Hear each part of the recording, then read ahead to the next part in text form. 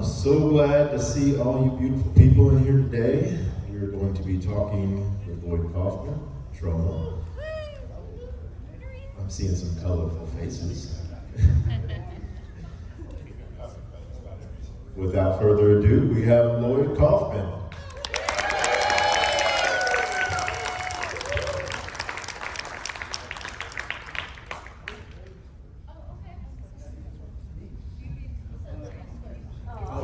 All right, well, first up, we're going to end up having Catherine Corcoran. Thank you so much for joining us. Pleased to have you on. Oh. So sorry. Toxie. Lloyd. Nice. Shout out. Lloyd Kaufman's master class. He's going to teach you guys a little something about putting together a film. Pardon? What? Thank you for coming, by the way. I'm pretty sure you're going to be and thank you for Today's of the Dead for inviting us. Only took them about 30 years, but thank you very much. But we cannot start this without making reference to a horrible thing that happened. Tyre Nichols. And here we are all having a lot of good time, Toxie and Goofy and terrified Art the Clown, as if nothing's happening. What the hell's wrong? And here's another observation, which I think will not make me very popular, but it's racism there also. When the white cops kill and maim people, it takes months to get any kind of video or everything they do to obfuscate it. When the black people kill a black person, bingo, you get transparency. Oh, that's wonderful, transparency. Racism, it's in the system. It's there, it's awful. Anyway, now that I've said a beautiful, I put that up on Twitter. I'm interested to see what happens. Anyway, did you introduce everybody? You know, somewhat, but go ahead. This is Annalisa, who I met on a set, something about Guardians of something. We're both in it. The universe or something. Solar system, protectors. I think the director may have had something to do with trauma. Catherine Corcoran starred in two of our movies, Return to Newcomb High. Well, it's a two-part movie. The Return to Newcomb High and The Return to Newcomb High. 2 volumes, terrific. And recently, I believe you had some contact with Art the Clown. I did. Recently, we had a little bit of a run-in. It didn't end so well for me. But Turned your life upside down? It did turn my life upside down. I love that film. But we're working through it in therapy. It's an ongoing. Oh, very good, very good. And of course, you all know Brad Pitt. And thank you, moderators. Summer has a wonderful podcast that I went on, and I think we didn't even talk about trauma. We talked a little bit about trauma. We were supposed to have you for 30 minutes, and then we started talking about Broadway show tunes, and you stayed another 30 minutes to talk about musicals. Do not see Some Like It Hot. Movie's so much better. Anyway, may I also suggest you should talk to Athena, who is a longtime former family member, and Shane over there on the sticks. He took part in the movie. I said Sean, what are you talking about? Sorry. He's involved with the anti-hunting movie that we're making by Ben Johnson, which is almost completed, I think, isn't it? Yeah. And there's the son I always wanted that I never had, Will Zuidma, who 20 years has been helping us and started as, what was your title? Hoof Boy. But he's now living here, working on big movies, and has a house, and starting with trauma. We're good at finding new talent, very good at recognizing, especially with Catherine. And who else? James Gunn, Samuel Jackson, Fergie. Marissa Tomei. Pardon? Marissa Tomei. Yeah. Trey Parker. Matt Stone. Thank you. Thank everybody. Leonardo DiCaprio. Hey, Garrett Sullivan, who's associate producing Bring on the Damned by Brandon Basham, who wrote #Shakespeare Shitstorm, which very few theaters have played, but we're still going. If you haven't seen it, it's a must see. It really is. It's great. Thank you. Yeah. It's we're making we have a full length behind the scenes. We have very good behind the scenes documentaries for the last 20 years. They're feature length and they're on Troma now, which you can join. The first month is free, and then you've got another movie, Mercedes and Mutants. Mansploitation. That's the other one. Mansploitation, which hasn't started shooting. Brandon's movie is shooting, and then you're on. The one that's also finishing up, Kill Dolly Kill by Dolly. Yep, Heidi. I'm sliding down the razor blade of life. So again, thank you. I'll turn it over to you. Well, I saw on your IMDb you've been pretty busy, as including with the one of the shirts that they're wearing, was it Eating Miss Campbell, right? Yeah. Is that what that says? Yes? Yes? Stand up. Great. Great cover and shirt, by the way. I want to know more about that project. Well, Liam Regan has volunteered for us for years, I would say 15, but At least 10 years. I did a master class, 2 days at Oxford University about at least 10 years ago. And he took a bus for 8 hours, and he was about 12, so I don't know. I put photos of him, very young. Anyway, now we gave him the money to make Eating Mrs. Campbell's.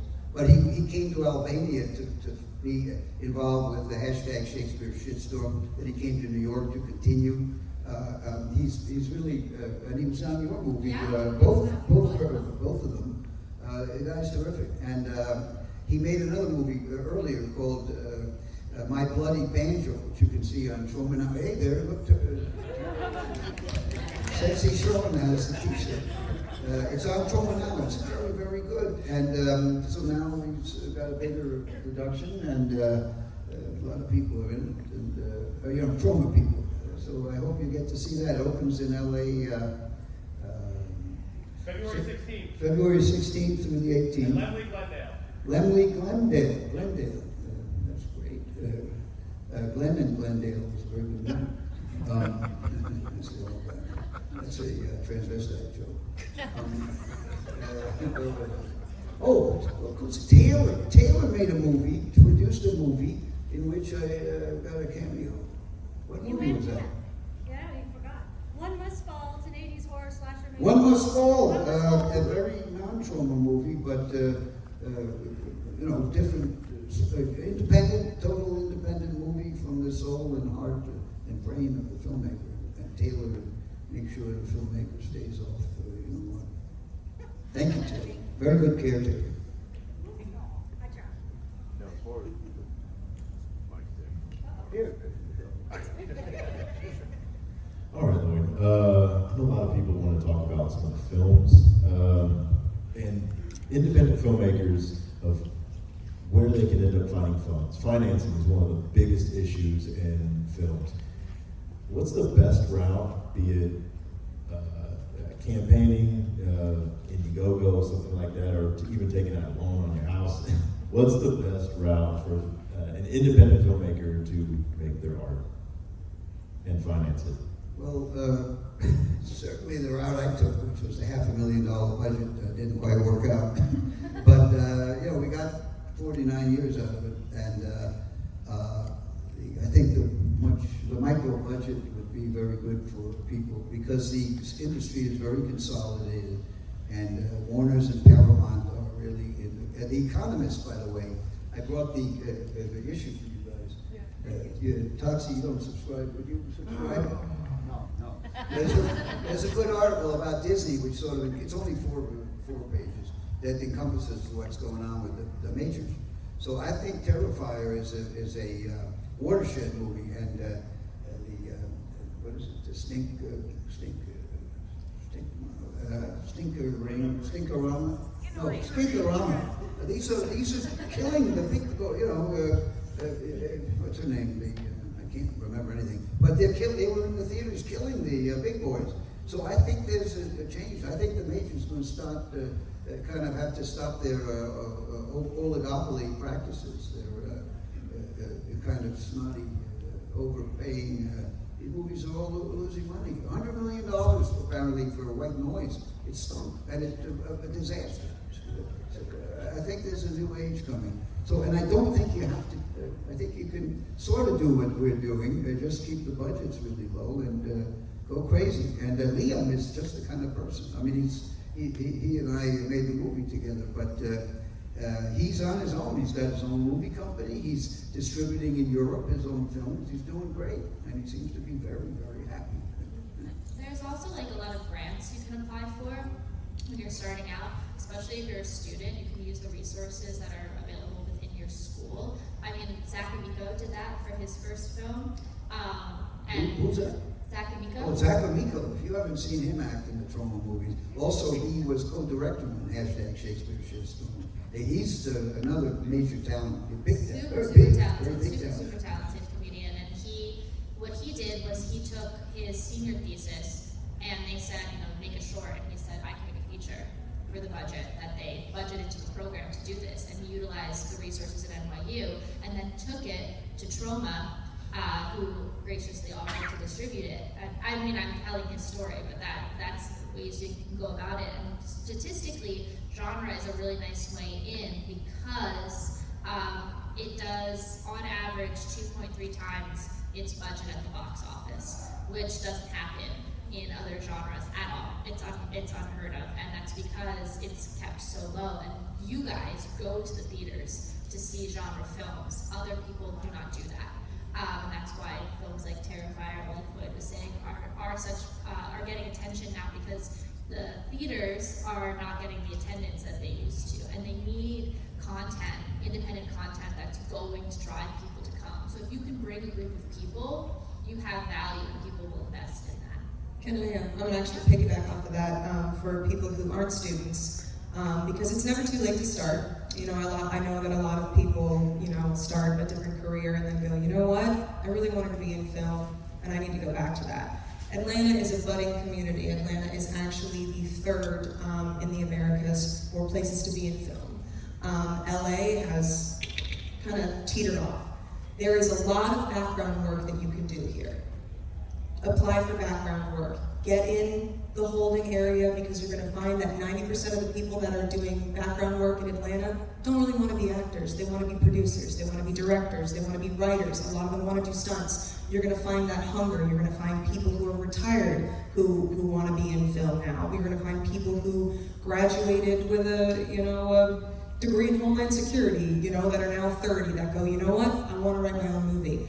Find that community, start talking. Don't approach the directors because then you'll get kicked off the set. But talk to that community and just kind of spend those hours on set because you have one day of background that's going to be 16 hours on set. So there's multiple casting agencies down here in Atlanta, and there's a lot of hungry work down here. So it's never too late to start. By the way, I heard this guy, Mark Felton, what's his name, that guy? Roommate of Toxin. Mark something right. Felton. No, Mark Felton, I got it right. Toxie, what is your thought about all this?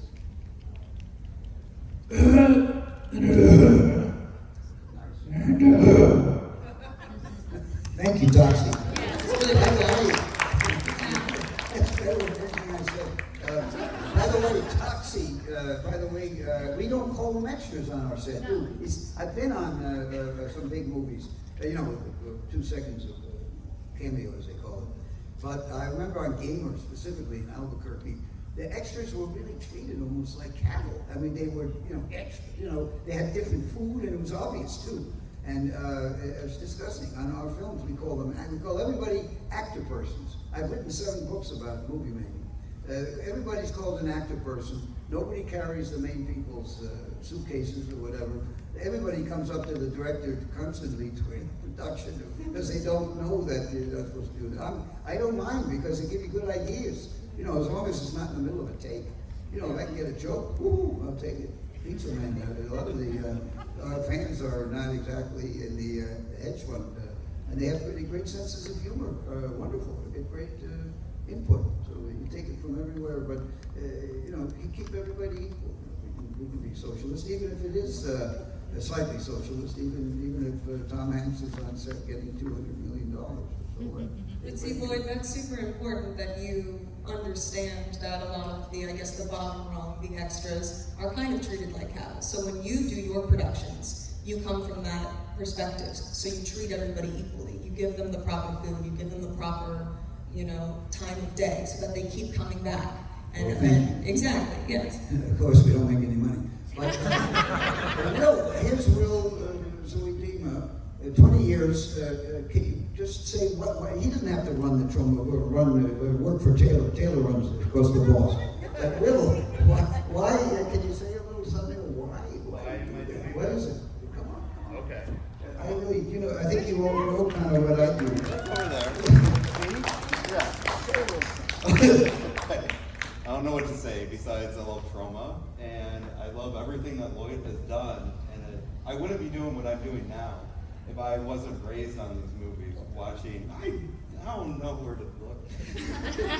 But, yeah, I was raised on these movies, watching gore effects for like little to nothing, and then making these movies in my backyard. And now I'm working on big time productions, doing the same thing that I was doing back then, so. What do you do? I do effects makeup, so yeah. Yeah. Is there anything that people can see that you made possibly at the Possibly. That's what I was asking on Yeah. the seat. Oh, that I made. Yes. At the Troma booth, what did you make? There's something there. That's what I was asking. Sorry, I drank a bunch of coffee this morning, so I'm kind of like all over the place. This is my nose-on mask that I made. Who is Nozone? Nose-on from the Toxic Crusaders. Yeah. And you can see him in Shakespeare Shitstorm. I sent one to, That's right, he's Yeah. with the great Ron Jeremy. No. Don't quote that. Thank you, Will. Very nice. Yeah, the Troma universe, intersex. I think we did it on Citizen Toxic. I think were we before Marvel? Or, anyway, yeah, that's cool. So they keep coming back and having cameos and meeting each other. Sergeant Kabuki Man NYPD is in Citizen Toxic with many of the Citizen Toxic with many of the other superheroes like Dolphin Man and the Masturbator. It seems very appropriate, in my opinion, that you have James Gunn, who directed multiple films with Troma and worked for you for years, has written intros to Lloyd's books, to now coming from a micro universe that actually it is not micro, it's a massive universe that is Tromaville with all of these characters and different subplots and different things that intersect, to now spearheading DC film. It seems like such a natural progression, I think, and I think that has so much to do with Lloyd and the environment that he creates.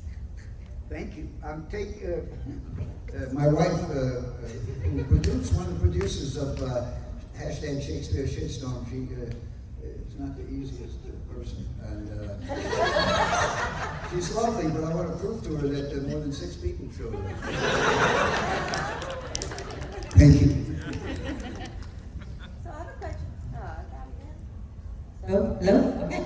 So I have a question for all of you guys. What is something that you know now that you wish you knew when you're first starting off in the industry? I'll start. This has just been something that I've been talking about with a lot of young actresses recently. I wish I knew that it was okay to advocate for myself and what I needed. That's such a huge, for a really long time, I was so afraid to say anything or do anything, and I was afraid to be difficult. And I learned that you're not being difficult by just asking for general equal pay, respect on set, clearance for your image. All of those things are very normal things to ask for. And I wish I felt confident in my ability to do that. And I hope that young filmmakers know that there are things. Lloyd's big thing is safety to humans. It's one of the rules of drama production, and I think that's so critical. And I wish I knew that it was okay to talk about when I felt unsafe or vulnerable or fearful of something. and that nothing is wrong in that. And I wish more young actresses knew that, and actors, and filmmakers in general. It's always okay to, and asking to be treated equally and treated respectfully, and not just as a performer, but in your deals when you're producing, in your acquisitions, in your wages. There are certain times, like certain productions cannot offer it. Trauma is very upfront, like you're coming here and you're volunteering. Okay, that's a very upfront thing. But when you're on a professional set and you find out that someone in the same position as you is getting paid more, it's okay to say, hey, what's going on here? Or just to ask what you need up front. If you need a car because you worked, a 12-hour day and you're afraid you're gonna fall asleep at the wheel. If you need, if you are hungry, like there are things that you can ask for. If you need to sit down and, if something seems like it's wrong and not okay, it's okay to say something, not just for your own personal safety, but for the people around you. I wish I knew that. When you're, so much of this is like, we're all freelancers in this business, right? So you're so afraid of damaging relationships with people because you're afraid that will hurt you moving forward. And the reality is people want to work with you because you're talented and because you're great at what you do. And that will always continue. And the people who aren't going to respect that and aren't going to treat you well are not your people. And that's okay. Because there will be your people who will see you and who will build you up and who will always support you regardless. Lloyd is one of those, Lloyd and Pat, his wife, are one of those people for me, and so I don't feel that now at this point in my career, I don't feel like I have to appease everybody, but it took me a really long time to get there and to just trust that the community of people that I'd already established has my back. So know that this community here, they have you, and they will support you. And I'll say, as somebody so I transitioned, I did 20 years of theater, and then I made the decision to switch to film. And it is an entirely different monster. It's a completely different monster. Now, I did what you call make it. I did things on Broadway. I opened for Gladys Knight. I worked with Denzel Washington. And so many times I felt like I could never say no. And I always had to say yes. And I was monitored what I wore, what I said, how I looked like, what I did. And the moment I embarked on my film journey, I realized that wasn't going to get me anywhere. Being true to who I was is what was going to get me further in this film business. Because it's more about who you know and less about what you do in film. It's completely different. And Lloyd and I hit it off. We had, a 10-second conversation? And we were in stitches, laughing, we were dancing with each other. You pulled out your phone and you said, I want to work with you. Because it's that kind of energy that makes a good production. And then, if you're good to work with, but you also kind of set those boundaries, people are going to call you back. People are going to start texting you and say, hey, can you come fill in this week? I just need somebody to do X, Y, and Z. And that, honestly, for me, has really changed my whole mindset. And even though I spent 90% of my life in a different industry, I really don't want to go back now that I've been doing this for about 2 years now. So.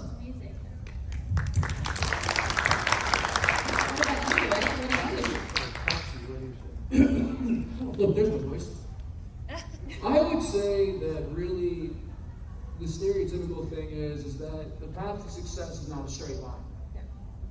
You're gonna have days where you hear no's. You're gonna have days where you go, wow, I failed. But you have to understand that everybody went through that. Even though the most successful people like James Gunn had no's, got turned down, was told you're not good. And he continued to pursue, and he continued to climb, and he continued to try. So you're gonna hear no's. You're gonna be told no, you're gonna be told not good enough. You're gonna apply for something or audition for something, and you might never hear back, even if you think that role is perfect for you. Or you wrote something, and you think this is perfect, and you send it off, and people go, no, it's not good. Try again. But you have to keep trying, you keep working, you keep pushing.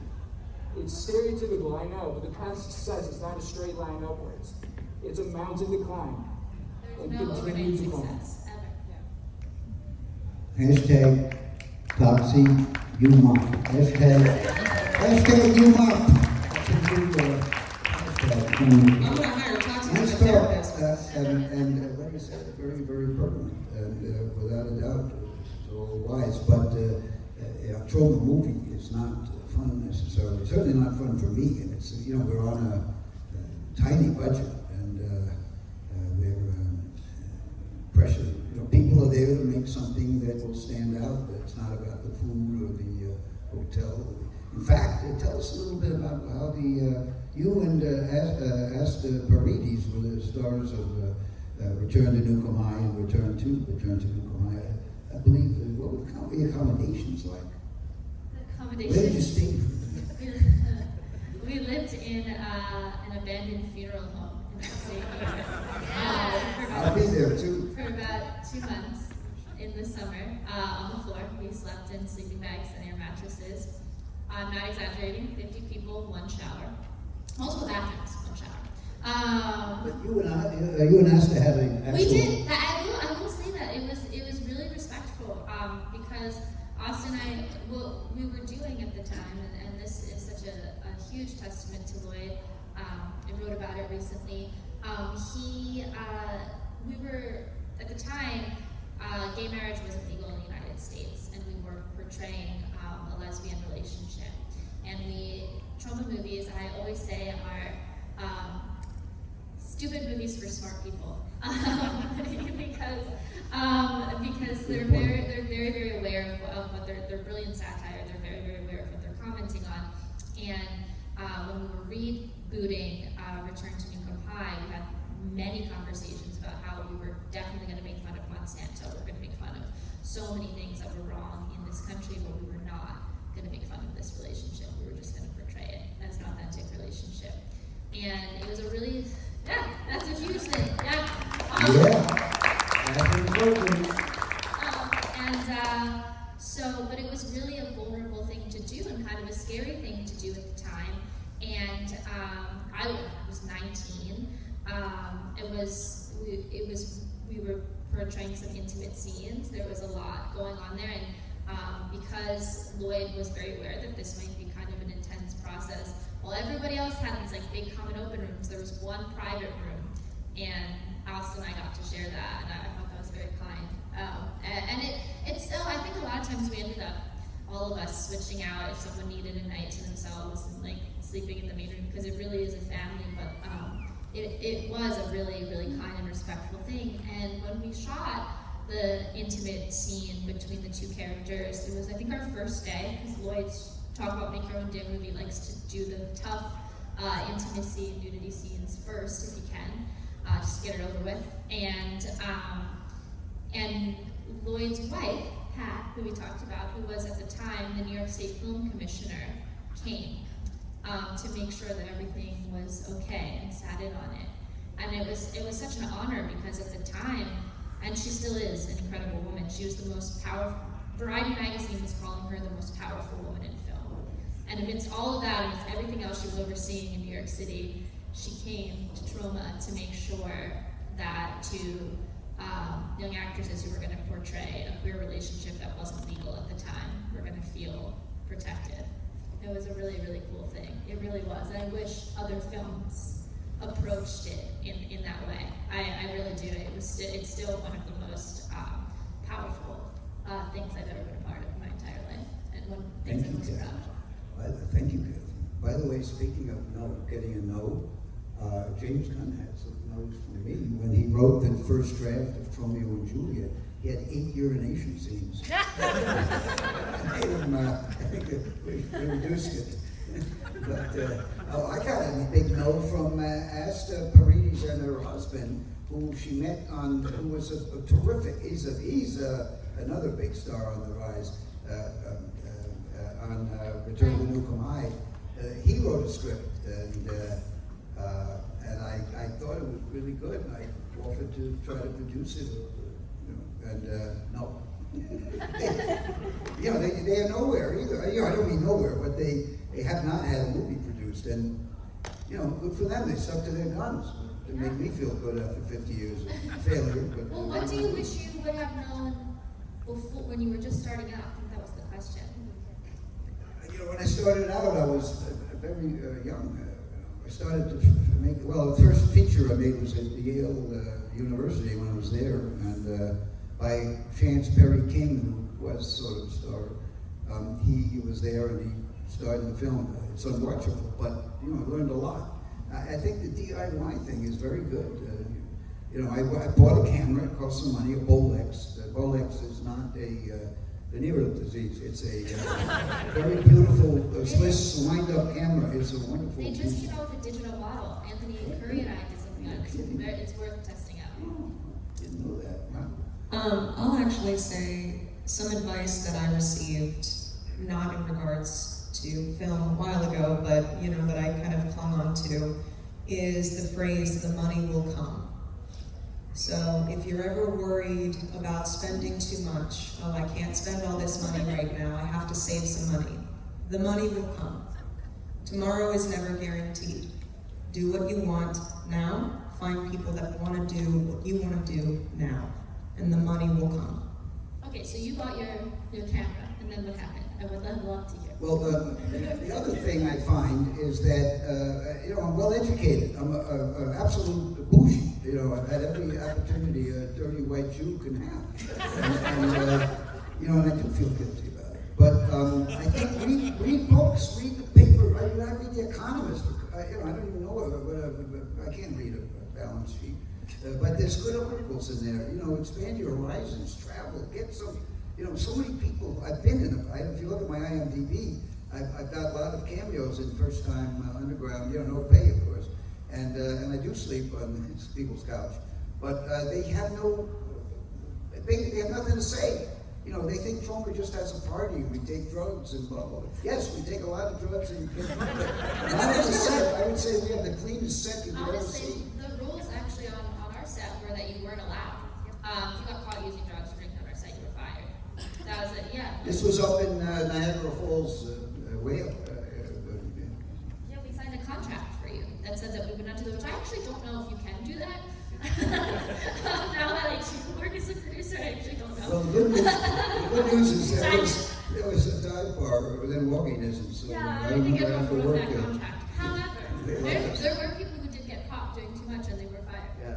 Yes, indeed, that's right. And there was one guy who had some kind of, he punched his fist through a piece of glass. I don't remember that. Yeah. I was not privy to that. Just put it on a bus real fast.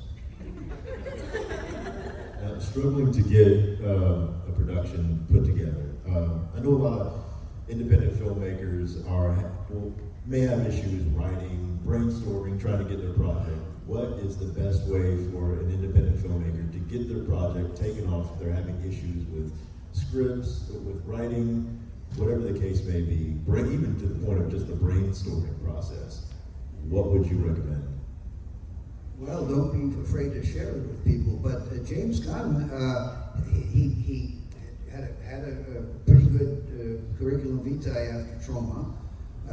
He moved to Los Angeles because that's what he wanted. I had the opportunity, but I chose to stay in New York and stay in the underground. But he wanted the red carpets and the Oscars and all that. He doesn't drink or take drugs. He's a real straight shooter, and he just kept writing script after script and sending it out, and finally one caught people's attention. And meanwhile, whilst he was doing that, from Romeo and Juliet, he got the gig to write Scooby-Doo. So somebody's watching our movies, for sure. So there's no real, as somebody said, toxic, I guess. The success is not a straight line. It can be. I think Skinner, whatever it is, I think that guy's on the way. Terrifier's on the way for sure. And I think it's a good period for all of you people who don't want to go through the lots of no's. Just try to make your own movie. You can do it for no. Really, the money is not a problem now. You do have Indiegogo. You can kind of shame your friends and relatives into Social media is massive. Yeah, social media is a good thing, I think, at least for independence. And I remember my first movie. It was 35 millimeter. I went to my friends from Yale, and they were young and stupid, and they put up most of the budget for that movie. It was about $150,000 in those days, and turned out to be the only X-rated movie to lose money. So it's very hard to get them back. But we didn't have the internet, so what the heck? You get a few bucks from Indiegogo. There are grants. There's something called Fractured Atlas, where if you know a rich person, they can give you a few bucks and get a tax deduction.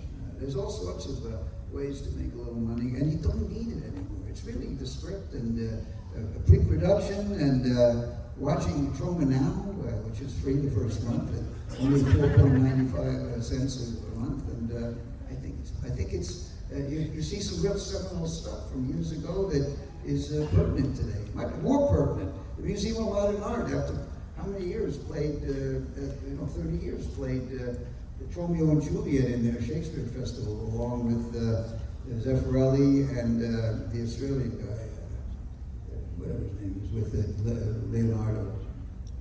And we were the only other one, so that's cool. You know, again, it takes time. The Toxic Avenger is being remade for $1 billion. Where'd that come from? Cartoons came out of the Toxic Avenger. A movie where a young boy's head is squashed by the wheel of an automobile gets made into a delightful children's environment, Saturday morning cartoon. I mean, that's the thing. Every once in a while, it's like Las Vegas. You get streaks of luck. If you're on one, stay on it if you like it. I think you just have to keep trying. Like, you can start small. I mean, I've seen people make films, for $15,000, 4 actors in a room, and it's brilliant. You don't have to reinvent the wheel to make something. There's a brilliant actor, that I worked with, his name was Nicholas Tucci. You might know him, genre fans, from You're Next, or Channel Zero. He's one of the most brilliant people I've ever had the privilege of knowing, and he said to me, all you have to do in this business to be successful is keep telling stories and don't die. And he said because there will always be stories to tell. There will always be people who resonate with those stories. There will always, it doesn't matter what you look like, what you sound like, who you are. There will always be stories to tell. All you have to do is keep telling them and don't die. That's it. And I think that that's such sage advice. Easy for him to say. I'm 77. And don't be afraid to keep sharing your ideas. Whether it's at a bar, tell it to anybody that will listen. Because you might find that someone in there might say, hey, actually, I own a warehouse down the street. I would love to let you borrow it for your film that you want to make. Last night you were saying, do you know of a boxing ring? And I did, in Philadelphia, and now you have a boxing ring. And he would like to be an extra in the movie now, if that's okay. You bet. Okay, an actor person. But yeah, I just filmed a pilot who, we have an investor, this woman who actually applied for the TV series, works for this guy, who went, that sounds awesome. I would love to throw $120,000 at you. Let me just take you all out to a club in Nashville. So I bit the bullet and I went to the club in Nashville. I had to, it was very hard for me to do that. But yeah, just keep sharing your ideas, because somebody's going to be interested and somebody's going to listen. Tox, you have anything to say about that? As far as writing a script, I guess the best thing I can say is, anytime you start something new, you're probably not going to be good at it. Think about it. Even when you were a baby, you try to eat food. We all see babies eat food. They're terrible at it. They suck. The first thing you write might suck. It might. It might be great, but it might suck. Like James Gunn, you wrote Romeo and Juliet. First one wasn't that good, so he told him to go back and rewrite it. Change some things up. If you keep practicing, keep working, keep trying, keep finding new ideas, and keep writing, your writing will get better. If you expect to be great the first time you do something, you're not going to make it in this industry. It's all about perseverance. It's all about keep writing, keep working on your craft, keep pushing forward. I'm not a big fan of the mainstream, because the 1 or 2 times we've been involved, we didn't come out too well. A lot of liars and cheaters and fuckers. But the 99%, in my opinion, of the mainstream, not including all the suits that scum of the earth, but the little 1%, John Boyd, James Gunn, his group of stars, terrific. I mean, they love movies, they love joy, they love life. They're real people. You know, they're not there to be looked down on. They're not there for the red carpet or the ogres or the cocaine. They just want to make movies, tell stories, and they're the best people in the world. Eli Roth is a prince. You know, people here too. All the Bill Moseley and most of the people here, they're wonderful people. So you know, I don't. But for the most part, I haven't. I'm happy. I have plenty of regrets. I'm not Edith Piaf. But I don't regret staying in the underground and making movies from the heart and soul and mind of the filmmaker. We have just a few more minutes left, but to wrap it up, I wanted to ask you guys, is there something in the industry that you haven't done yet that you would really love to? You go first. I'm okay right now. It's sort of my last hurrah, you know. I'm not direct. I don't think I'll direct another movie unless I get some kind of real wacko script. But I am producing movies by the new directors like Liam and whatever the other movies are. Brandon Hassett. I mean, he did such a good job, Brandon, with the hashtag Shakespeare Shitstorm. He's a good writer. But he's made Fear Town USA. He made Slashing. I produced his Slashing 2, The Final Beginning. I mean, the guy's made some movies, and he teaches also, and he's extremely well read, and you know, fearless. He's a really good guy, not afraid, and I think that's a lot of what has to be. Mercedes Muse, she's made about 6 movies, one of which is already on, and I think 2 or 3 of her movies. But Honor Killing is wonderful on Troma Now, and the movie she just made for us, Divide and Conquer. It's her view of feminism, which is a lot more realistic, I think, than what you get on MSNBC. And you know, these are brave people. So you know, I'm honored to be producing for them, and I'm sure that they will all. Heidi Moore in Las Vegas is finishing Kill Dolly Kill. I mean, she's made Dolly Deadly, which is the first one, and it's on Troma Now. You know, these are movies that may not necessarily be the fruit of the day, but they have something. Because they deal with issues, they deal with emotions, they deal with entertainment. You mix it all together in that kind of a Cuisinart, you're going to get something that's well worth watching, especially on Troma Now, safely and securely. You guys good? Mm-hmm. I saw this gentleman over here.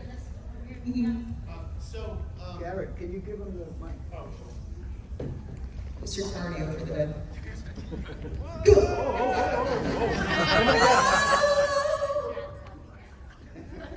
You literally just said, "Don't die."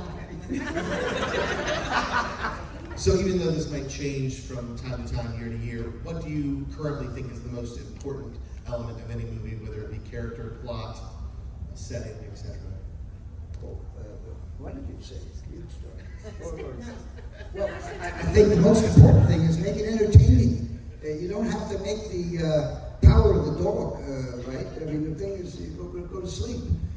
Make it entertaining. And my thing is I put in political and sociological stuff, which is not the most popular thing. It doesn't help the people who go to see the movie, but if you can get people to enjoy it, not necessarily enjoy it, but be involved in it. Even if when people go to a theater, and they're fewer and fewer for us, to see a Troma movie, they know they will like The Toxic Avenger, or they know they may hate Terra Firma or Blood-Sucking Freaks, but they know they're going to have an adventure in cinema. What do you think, Gabby? I agree. I totally agree. I think that's spot on. Make it compelling, make it entertaining. I sometimes, this is a little bit hippy-dippy, but I was training when I was younger at Lee Strasberg, which is a very, it's all about processing things. It's very emotional work. And I remember I was working with a producer who was an acting coach of mine, and she said to me, I don't give a shit what you think you're feeling right now. I don't see it, it's not entertaining to me, so it's bullshit. And it was like literally, I had gone through this program and I was like, oh my God, I'm an artist, you know, like I've trained where, you know, Marilyn Monroe is trained, and Leonardo DiCaprio took classes here, and Robert De Niro Jr., and I felt like I was like a real actor. And she said to me, it's bullshit, because it's not entertaining, I don't believe you, and I don't give a shit what you're feeling. She called it masturbatory work. And it was so spot on, like she's so right, because it's true, like if you could sit there and develop this, like you can have this emotional oeuvre, and if it doesn't resonate with your audience, it doesn't matter, it's bullshit. It's way more entertaining to watch a character push through the emotion and rather than succumb to the emotion. Or even having you're so right, or even have, you know, something that's interesting.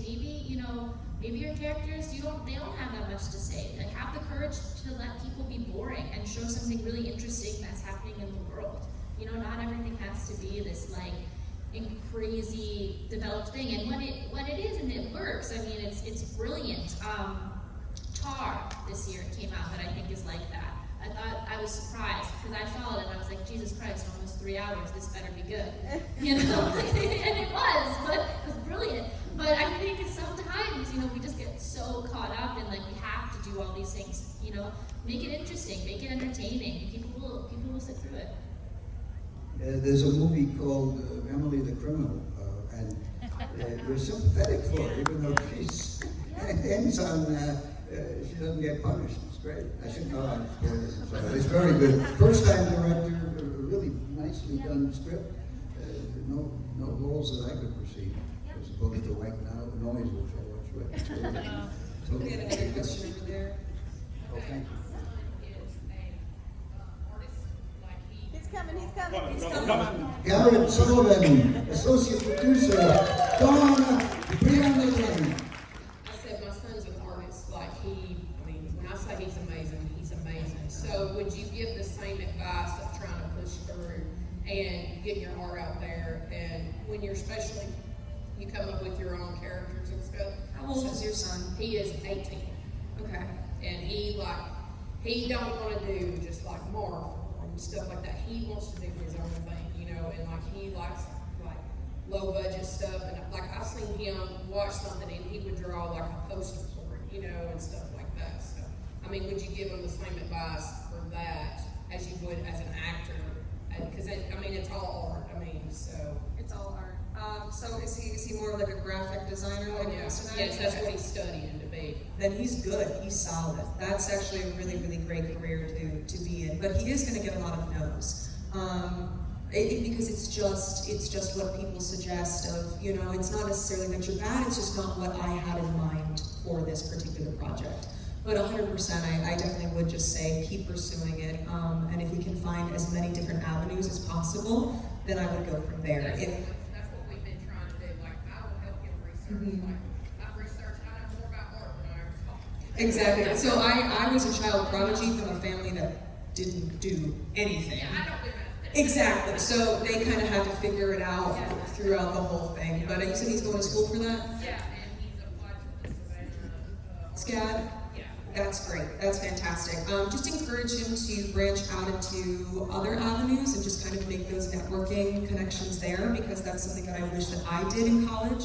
Going to musical, having a BFA in musical theater, I didn't have the opportunity to work on student films, which actually would have gotten me way further in my film career. We're running out of time, I think. Let me wrap it up by telling you one of the big mistakes we made.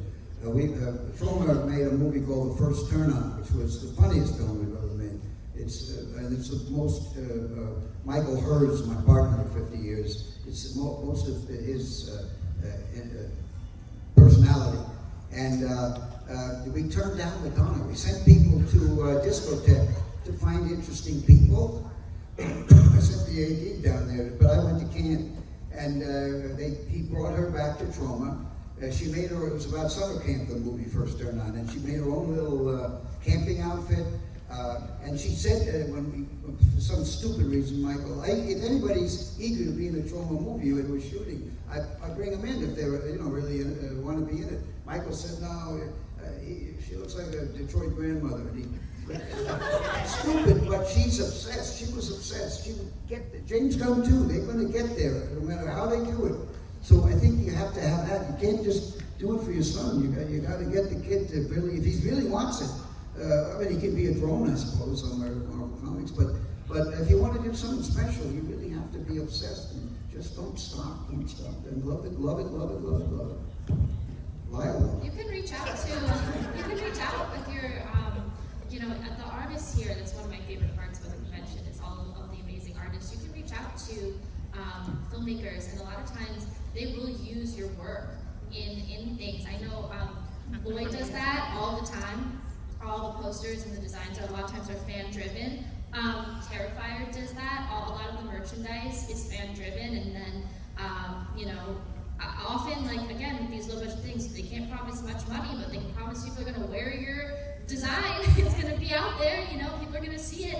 And I think that's if you read Lloyd's books, which you absolutely should, every filmmaker should, there's an intro, and I think it is Trey Parker who talks about this. And We discovered him too. Yeah. Cannibal the Musical. It's pre-progressing to see that. They won't be on airplane.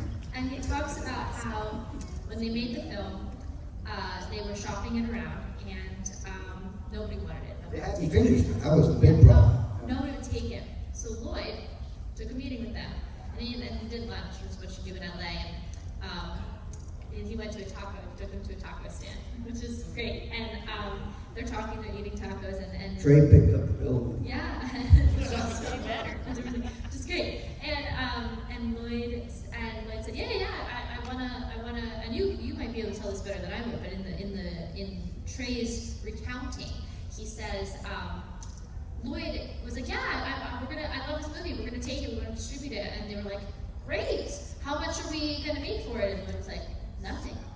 And then they looked at him, and he goes, well, I can't offer you anything, this is what I can do. And they were like, well, why should we go with you then?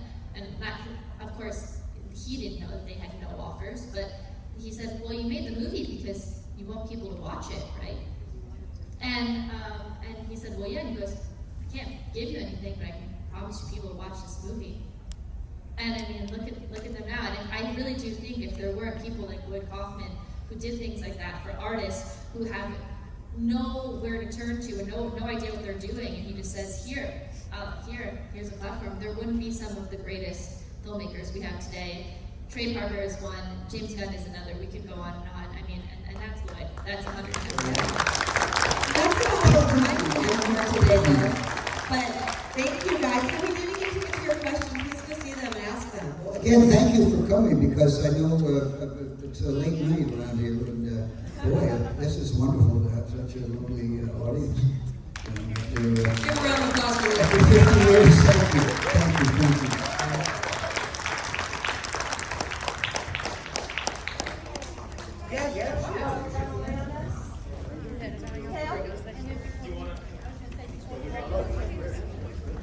Yes. And then we got one Yeah, let's let everybody up. Oh, okay, yeah. Yes, we have. He's done it. You wanna? No, I mean this is pretty good. Yeah. Yeah, he has a watch in his art design. He works at, he's at we live in Alabama. We live in, what part do y'all live in? Okay, we live in Fort like you're gonna go through Fort Payne, go to Drama team, come on. Drama team! Drama team! Well, we've already talked. Oh, you're good. Yeah. I'm here.